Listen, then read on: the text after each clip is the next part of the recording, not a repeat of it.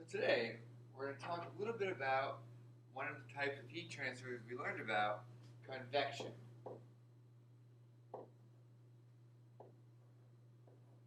Now, we know that convection has to do with the transfer of heat through the motion of some kind of fluid. Now, before we talk about what convection is, let's talk about a little bit of background. So we know that when we have a solid, a liquid, and a gas, that the solid is always the most dense when it's in the solid phase. And as we heat it up and we can make it turn it into a liquid and then heat it up more and turn it into a gas, that it gets less dense as we go. The reason why is because as we heat up whatever substance it is, the molecules spread out. They're moving faster, they have more energy, and as they spread out, as you can see here, see how much space is between these molecules? They take up more space, so the volume is greater volume, same mass, so that means that when we heat up the substance, that substance becomes less dense, so remember that. So the way it works, if you have a heat source, like a fire, from that heat source, it's going to heat up whatever the fluid is closest to it. And as it heats up, that fluid rises. And the reason why it rises is because as it heats up, it's gaining energy, the molecules are moving faster, spreading out, so this part of the fluid becomes less dense than the rest.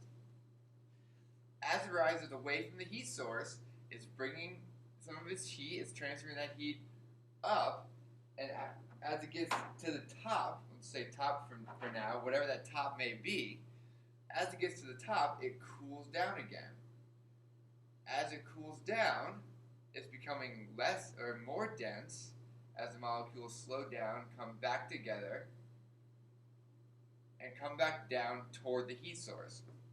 Now, as you see, it works out to be a cycle with rising hotter fluid and colder sinking fluid. So now let's transfer this knowledge now into a real-world example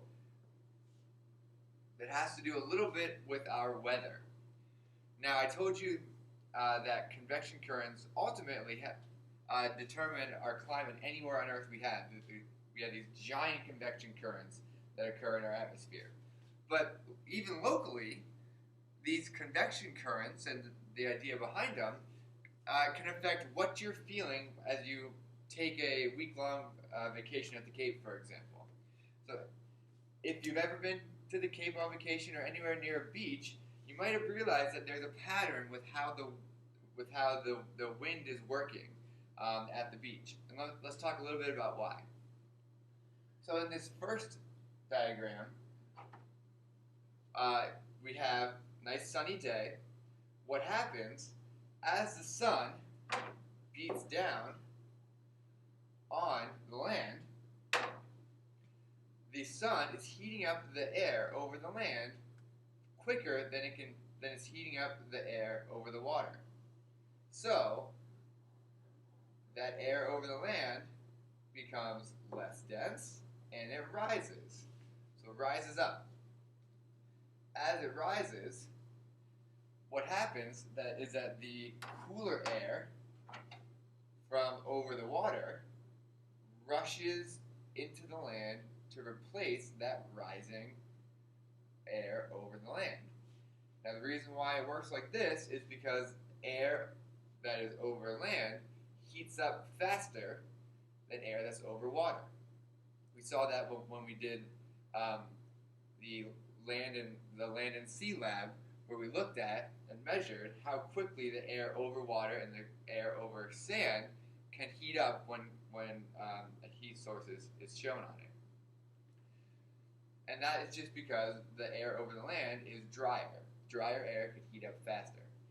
So the dry air heats up faster, gets replaced by that sea breeze coming in, and then that drier air circles around, and what happens is that it winds up replacing the air from the sea breeze and cools down as it goes. So just like in our general example from the page before, we get this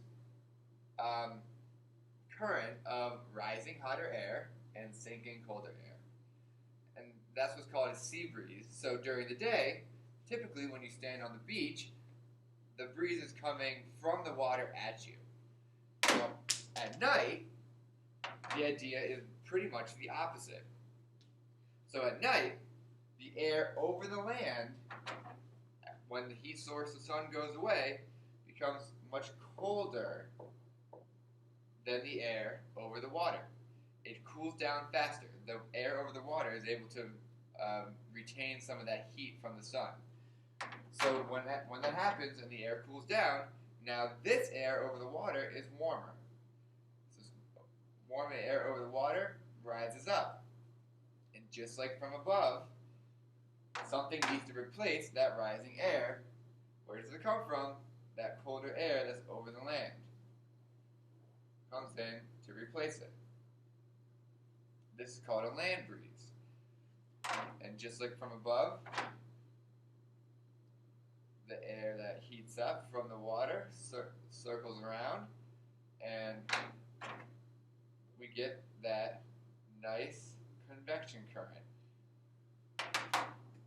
So that convection current is creating what's called a land breeze at night. So when you're standing on the beach at night, you might have noticed that the breeze comes from the land and blows out toward the ocean.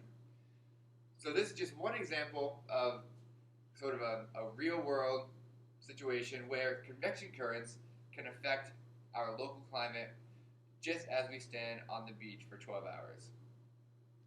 We're going to be seeing a lot more of these convection examples when we talk about how it works in the mantle of the Earth, that nice deep layer where we have these convection currents that really accounts for a lot of things in geology that we're going to learn about next. So hopefully convection currents are a little clearer now, and thank you for watching.